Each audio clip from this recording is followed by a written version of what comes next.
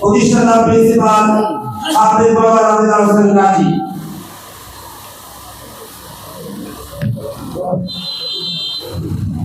আসসালামু আলাইকুম ওয়া রাহমাতুল্লাহি ওয়া বারাকাতুহু। নাহমাদুহু ওয়া নুসাল্লি আলা রাসূলিল কারীম।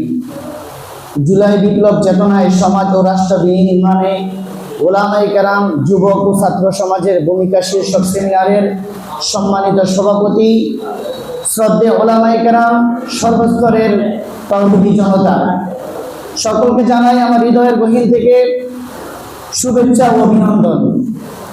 আজকে এমন একটি বিষয় নিয়ে আমরা একত্রিত হয়েছি।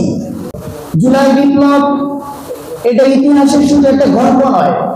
জুলাই বিপ্লব আমাদেরকে এমন এক শিক্ষা দিয়েছিল, যে শিক্ষা মানুষ, যে শিক্ষা সমস্ত মুসলমান মুষ্টি করতে পারে, যে শিক্ষায় জালিমের সামনে মাথা উঁচু করে দাঁড়াতে হয়, এমন এক শিক্ষা দিয়েছিল।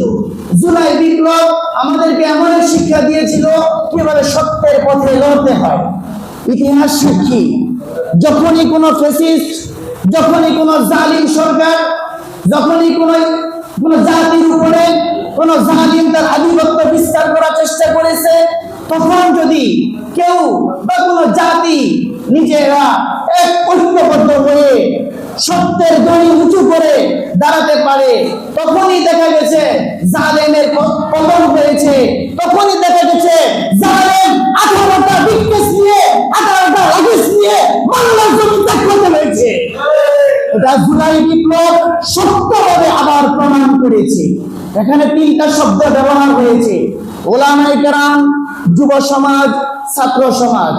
এই 3টা শুধু শব্দ নয়, এই 3টা সুপার পাওয়ার।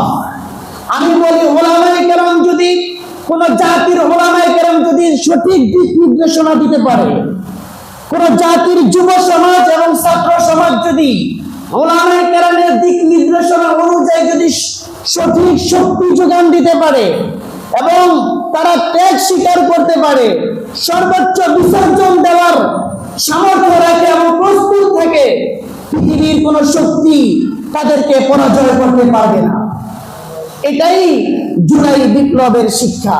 ভাই, আসুন আমরা এক হই, আমরা মুষ্টি ধরি, আমরা এক হয়ে আমরা প্রতিজ্ঞা করি যে আমরা আমাদের জীবন, আমাদের সমাজ, আমাদের দেশকে কুরআন সুন্নাহর আলোকে গড়ে তুলব ইনশাআল্লাহ। ওয়া মা তাওফীকি ইল্লা বিল্লাহ।